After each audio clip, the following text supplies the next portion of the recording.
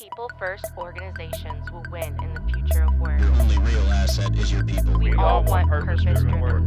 HR-led organization is the I'm future. sorry, but leaders don't lead empty desks and empty shop floors. Welcome to the People Strategy Leaders Show. I'm your host, Sri Chellappa, founder and president of Engagedly, and a serial entrepreneur in technology, films, and music.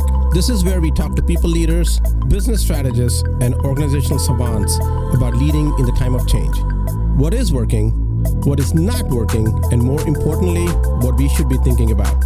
Stick around to the end of the show. We will reveal how you can be our next guest. And now, let's engage. Hello and welcome to People Strategy Leaders Podcast. I am Sri Chellappa, your host.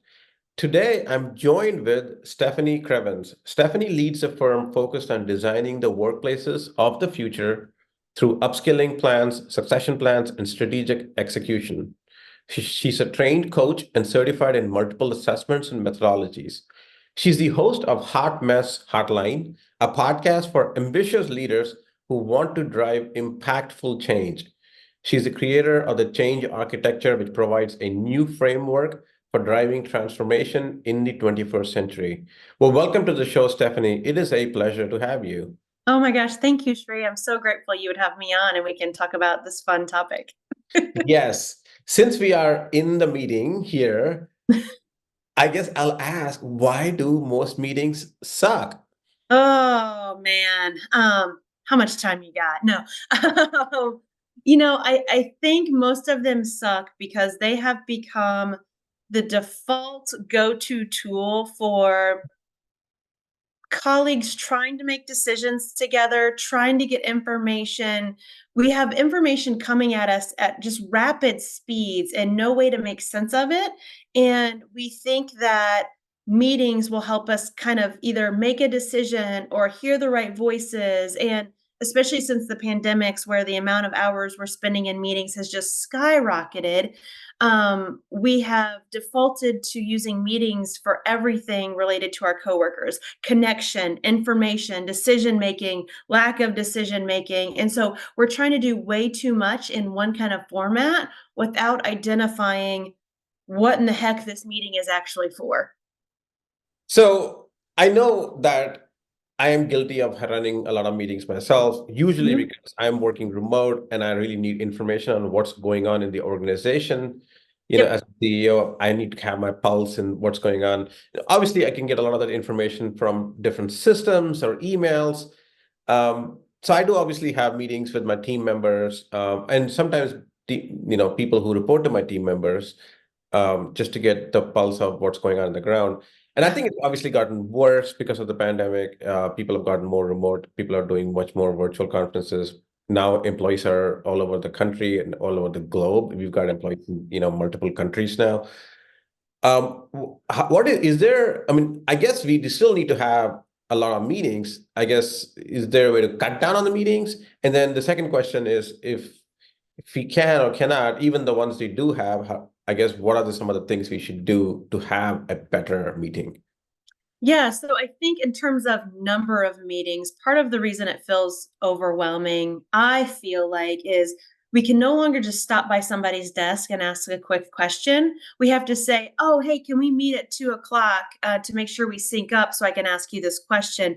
And so then it feels like our entire day just gets booked with obligations when 4 years ago, that would have just been your colleague swinging by saying, hey, where did you save that report? Or, hey, when are you getting that data to me? And so that whole cadence has changed, as well as, we still crave, because we're still humans as far as we know and not robots, we still crave connection, right? And so we feel like we have to make plans for connection versus, I think, just go old school, pick up your phone and call somebody and say, hey, man, like, I'm grabbing a cup of coffee. Like, I haven't chatted with you in a while. Can we just, download what's going on versus let's book a meeting at 2 o'clock so we can informally connect? Like, that feels like junk. So we've got that going on. I think we've got people want to insist that Zoom meetings can replace in-person connection. Virtual environments will never replace human in-person connection. And I'm a person, I run virtual meetings, I run hybrid meetings, I run in-person meetings and trainings and coaching. And I will bet my life savings that virtual connecting will never replace being in the same room together, especially when it comes to brainstorming and innovation. So we've got all of that noise, right? And then when it comes to like, how do I get information that is not gathered in a meeting? I think that goes to our management cadence that we use inside of our organization. And this is strategic execution at its finest to say, what are our annual goals? What are our quarterly goals? And then the framework I use is then if you have your quarterly goals, you then break those down by month with your team. You do 2-week sprints, you do weekly priorities, you do daily stand-ups or some version of daily stand-up using chat or, the chat function on Teams or Slack or whatever. And then that way you have a communication cadence built into your business systems that allows you to get the right information at the right time. Of course, we're always going to need ad hoc conversations for things, but I feel like as managers, as leaders, if we know that this cadence is set, that helps us create consistency. So there's that piece of it. And then in my team internally and with our clients, what we teach is like meetings should not be status updates. Like a weekly one-on-one, my team was defaulting to, let me tell you everything that I did last week and what I'm going to do this week. And I'm like, one, your task list is not you accomplishing impactful goals. I want to know, how are you accomplishing impactful goals? So every Friday, my teammates send me a loom of what's on their to-do list, what they completed, what they accomplished, and what is upcoming. So then that way, when we get to the meeting, it's about connection and it's about decision making.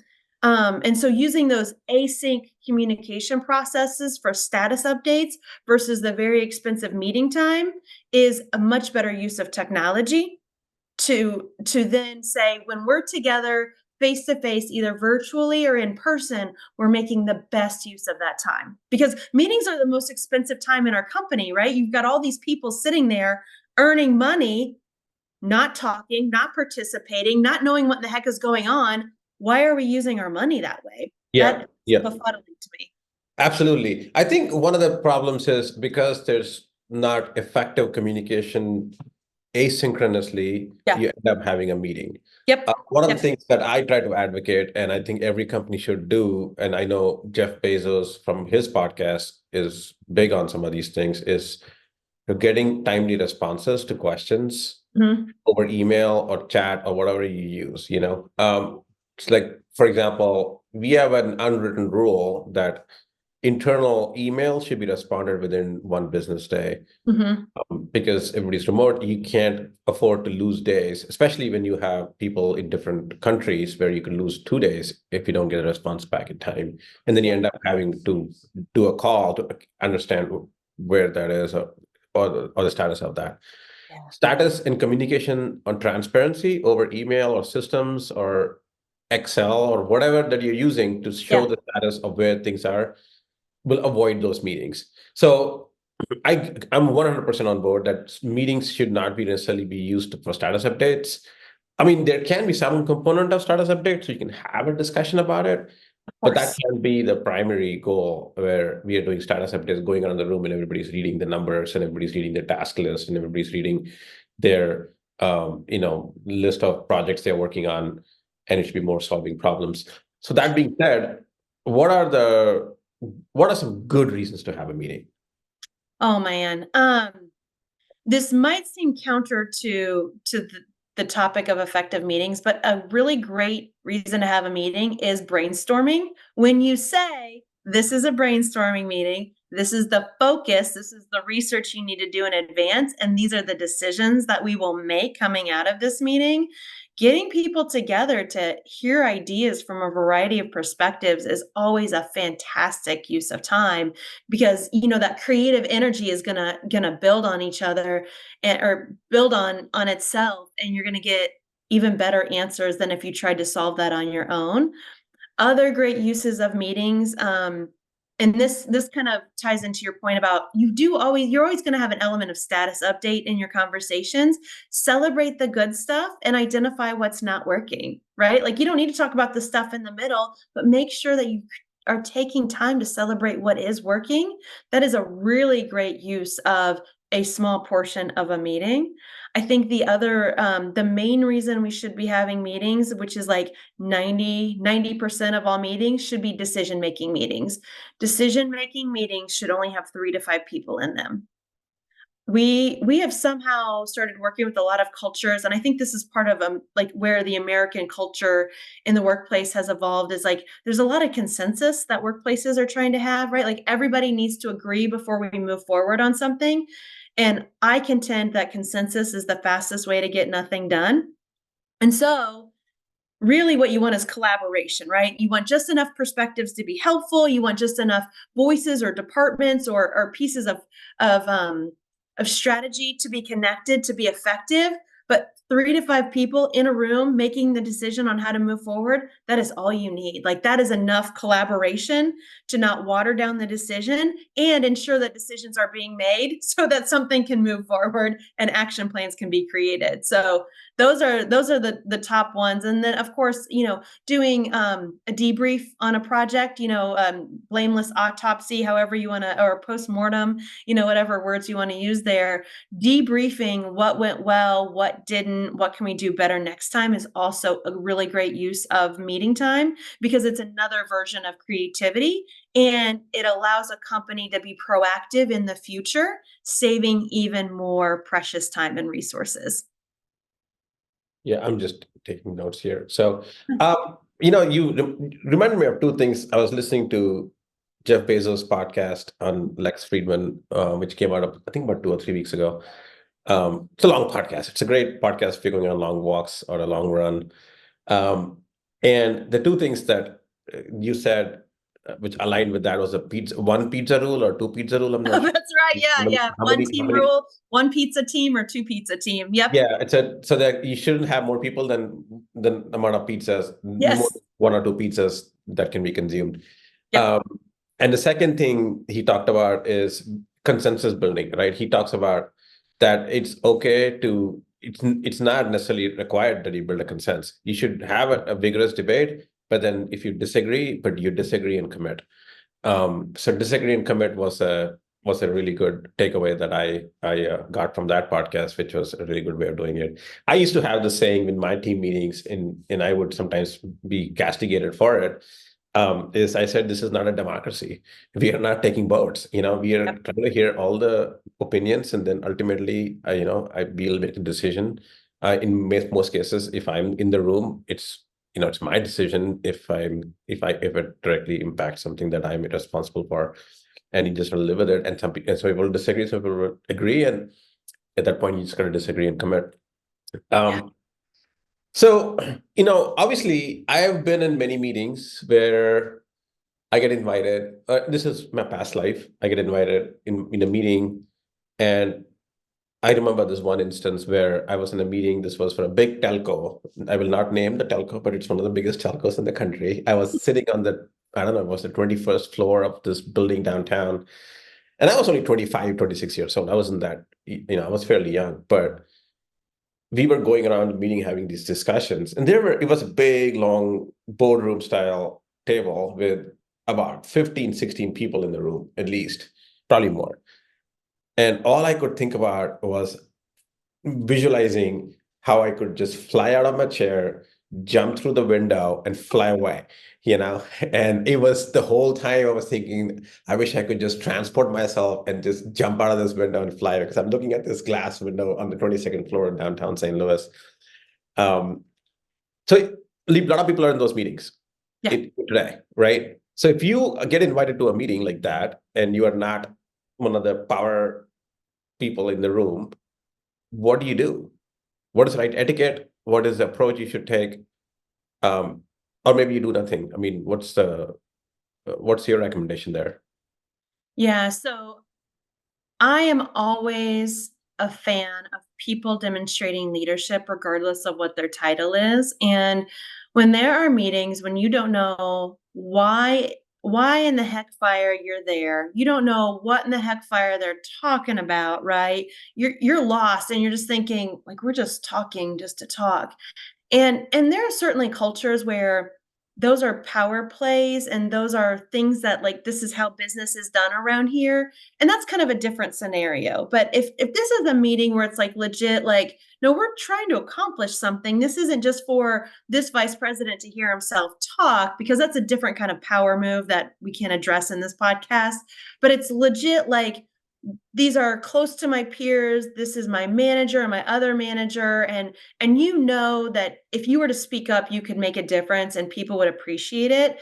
What I find is folks need some scripting to be graceful about it, because on the inside, many of us are just sitting there like cussing, like going, what, like, what am I, like, I don't know what to do with this. So we get really frustrated, right? And so being very graceful and gentle is the approach to take with, and it's just very simple of, hey, could I ask a quick question? What are we here to accomplish today? I would love to make sure we name an outcome for our time together to make sure that this is a really valuable use of our time. Because I know none of us wants to waste our time. What are we here to accomplish? And it creates a pause, it creates a focus. Let's say the outcome is clear, but people are just kind of talking and just kind of brainstorming, just kind of summarizing what you've heard. I feel like we've, talked about numerous different approaches to solve this problem, but I'm not sure I'm clear on what problem we're trying to solve for. Could we back up and really identify what problem we're solving for before we keep brainstorming?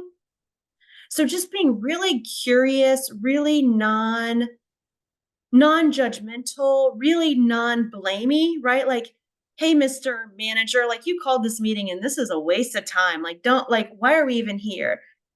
That's for your inside voice. The outside voice needs to kind of neutralize the situation and work to bring everybody together by asking questions, by being non-judgmental, by being unassuming. Or just saying, if someone's talking for a really long time, which is also something that happens in meetings, just be like, hey, Shri, can I ask you a quick question? Everyone loves to hear their own name, right? You're going to get their attention. And it's just a really gentle way to interrupt people. And you're not being rude by interrupting them. You're simply asking them to pause and take a breath so that the rest of the room can participate. Yeah, we've been in those meetings where somebody just sucks all the oxygen out. Yeah. And just go on and on. They like to hear themselves talk. Yep. And you're like, we are on agenda item number 2, and you're already 2/3 the meeting time gone because this person kept talking and repeating the same ideas in different words. Yep. And because they can't put the words together correctly or whatever the reason is. Yep. And I've seen those people who will say the same thing again and again, like I'm doing right now, for example. So, what do you do in that situation, especially? Do you don't want to necessarily cut that person off and make them feel, like they were put down in the meeting, right? What do you recommend? Like, what's the right approach to say, okay, why don't you try to be concise and precise, Yeah. So, I find it feels less intrusive to interrupt when that person is taking a breath. So hopefully that person at some point, while they're repeating the same message over and over, actually has to inhale. And so that's your entry point into the conversation. But again, it's always gentle to be like, hey, Shri, I have something I'd like to add here. Or, hey, Shri, what I hear you saying is, did I get that right? And then you're kind of taking the baton of the meeting and putting yourself in the facilitator role to make sure more voices are heard. So, and I picture it as like grabbing the baton, right? Like I'm holding the baton now as the facilitator. I took it from that person who is just talking ad nauseum. And so then commit to being a facilitator by saying, Sarah over on the product team also is impacted by this problem. Sarah, I would love to hear your perspective on this. And so then you're just actively passing the conversation around. So then Sarah shares and you're like, man, that's a great point. Matt in marketing, Matt, could you, fill us in on what you think the problem is that we're trying to solve for? And so then you are actively facilitating by bringing more voices and participation. And I usually the extroverts are always going to extrovert. They're going to share. You don't have to worry about them. I will move around the room from the folks that are kind of ambiverts, like sometimes they share, sometimes they don't early on in the meeting. And then I move to the introverts, who are usually the last people to talk, but have the most profound things to say, because you want to give them time to process. But you still want to give them time to share as well, but you just don't want to put them on the spot because they're the ones most likely to shut down. Extroverts, you put them on the spot, they're like, thank you for the spotlight, let me go. But it's our introverts that we definitely want to hear from, because they have some wonderful ideas. Yeah, they do. And especially, I've noticed people who are either young to the role or young in general, sometimes, and they don't know how corporate America functions, so they're trying to figure that out. Yep. There are people who, I think that statistically speaking, women generally speak less in meetings than men.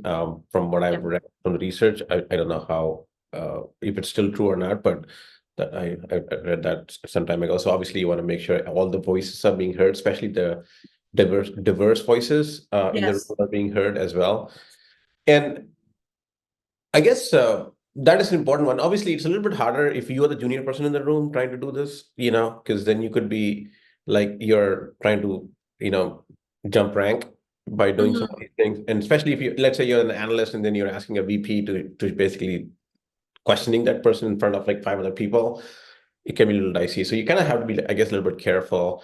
One approach that I think could help is maybe after the meeting, you raise the issue with the meeting facilitator saying, hey, maybe we could have done this instead of this, because I felt like the VP in the room sucked all the oxygen, spoke for 60% of the time. And basically, I don't think we are having effective meetings. So that's probably another after follow-up that we potentially could do, especially if you're in a very hierarchical culture that might hurt you. So basically, let's actually now say, before you go into a meeting like that, let's say you have an inkling this meeting is going to be useless for me.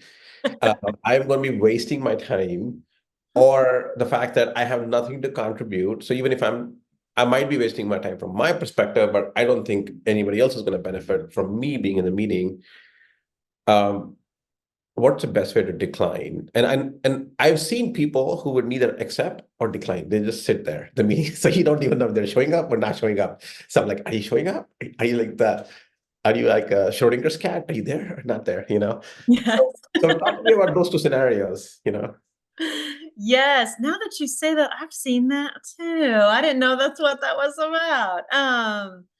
Yeah. So again, I think it's an opportunity to be graceful, and it's an opportunity to frame the messaging from the perspective of the facilitator's needs versus your own, right? Like the message is not, I don't want to waste my time, because that sounds selfish and self-centered. But at the same time, you're thinking, I don't want to waste my time. And in some cultures where there aren't great managers who are good at sharing information, these folks are invited because the manager isn't doing their job in getting the information back out of that meeting to the people that they need to. That's a management problem. That's not a meeting problem, right? And in other cultures, folks act like there's a lot talked about and there's decisions that are made, but nothing ever comes of meetings. And so a lot of people feel stuck with work because they're not in the meeting itself. Yet once you're in it, you're like, what is happening here? Like nothing is happening. So I think the opportunity is to email or ask the facilitator, whoever called it, to say, I want to make sure that I can contribute as best as possible. What are we trying to accomplish with this meeting? Is there any pre-work that needs to be done? What are we anticipating are the decisions that will come out of it? And based on that answer, then making a decision on whether or not to participate. And if the issue is the meeting, the meetings are ineffective, that's opting out of the meeting. If the issue is the managers aren't communicating out of a meeting as they should, that's asking the manager to be more effective in their role, which is then managing up, which is sharing feedback to say, when you attend these meetings and I'm not receiving the decisions being made out of this meeting, it slows down my work because I don't have access to the right information. can we agree that me using my time to attend that meeting is not the best use of my time when I could be investing in X, Y, and Z? Could I ask for your commitment in sharing those notes with me so I can be as effective as possible for our department? So Yeah. always framing it in kind of the company's best interest, the team's best interest first before you frame it in your own self-interest. Yeah, no, that's a great one too. And what I've seen in some cases is somebody needs something from the engineering group or the marketing group. They will invite everybody in the marketing group or Yes. everybody in the engineering group, Yes. and nobody's asking them, okay, what do you specifically need, so I can put the right person in the room That's instead of right. pulling in the director, the manager, and five other analysts in the room, and you're wasting everybody's time because this one person could have sufficed. Yes. So I see that a lot. Now, if I'm a new manager and now it's my job to run team meetings, because we got to do team meeting, we huddle, maybe we do scrum meetings, agile meetings. If you're in software, if you're in a different group, we might do some that types of meeting. Where can I go, and like, what is the best way to go get started with having good meetings? Where do I learn? How do I get started with this? Yeah. So that podcast you mentioned with Jeff Bezos, he has some terrific practices around running meetings. Like the way he thinks about meetings is genius, in my opinion. So researching how he's done some of those. There's a lot of great resources on performance management and how to use effective meetings for performance management, like one-on-ones, like quarterly check-ins, those kinds of things. And I don't mean this to be self-serving, but and purposefully to solve this problem, I created a master class called Lead Kick-Ass Meetings. Because this is such an issue and an expensive issue, I kind of combined all of the best resources into one course so that people, especially managers, can learn how to manage meetings more effectively. So again, I'm not trying to be selfish, but there's a reason I created this resource, is because there's so many bad, expensive meetings that educates folks on the different decision-making styles that you can choose. Because in American work culture, we tend to rely on one, which is who has the biggest title in the room. They get to decide. Or the second one is democracy, right? We think either the person with the biggest title or democracy is how we make decisions. There's actually 5 different ways to make decisions in an organization without relying on those two.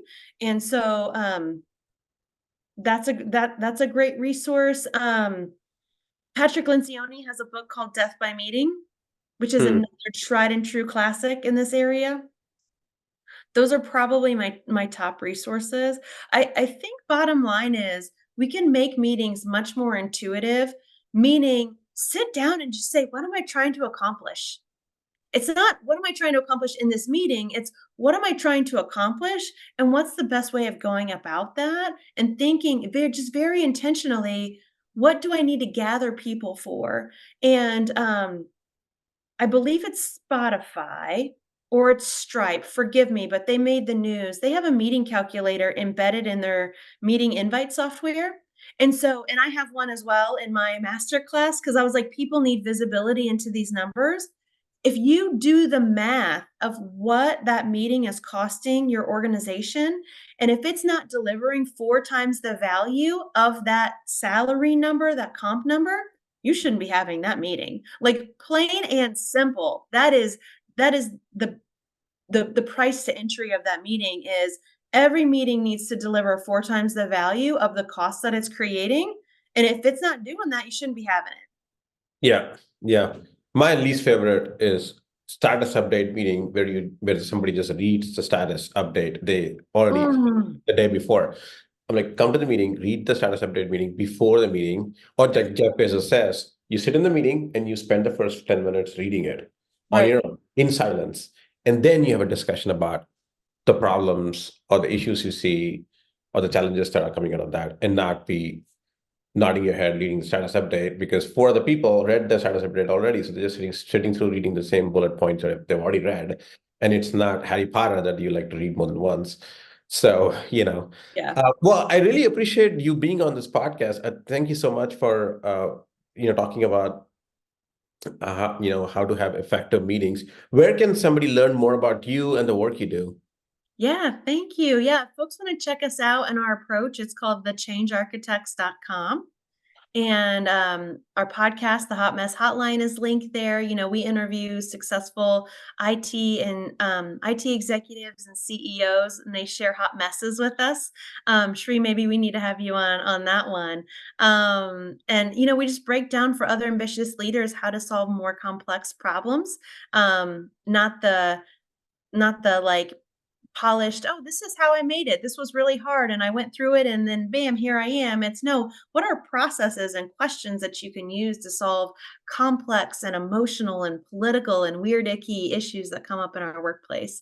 So changearchitects.com, and you can get to the podcast Hot Mess Hotline as well. We have the blog and the newsletter and the master classes as resources for everybody. Excellent. Well, thank you, Stephanie. It's been a pleasure. Thank you, Shri. Shri Chellappa here. Thank you so much for listening to the People Strategy Leaders podcast. If you are a successful leader or a people strategist who would like to be on this program, please visit engagedly.com/People Strategy Leaders podcast. If you got something out of this interview, would you share this episode on social media? If you know someone that would be a great guest, tag them on social media to let them know about the show and include the hashtag People Strategy Leaders. I love seeing your posts and guest suggestions. We are regularly putting out new episodes and content. To make sure you don't miss any episodes, go ahead and subscribe. Your thumbs up, ratings, and reviews go a long way to help promote the show and mean a lot to me and my team. Want to know more? Follow me on LinkedIn and Twitter @Sri Chellappa. Thanks for listening. We will see you next time. And thank you to Patrick Ramsey, sound engineer at Kalinga Production Studios, for recording and mixing this show.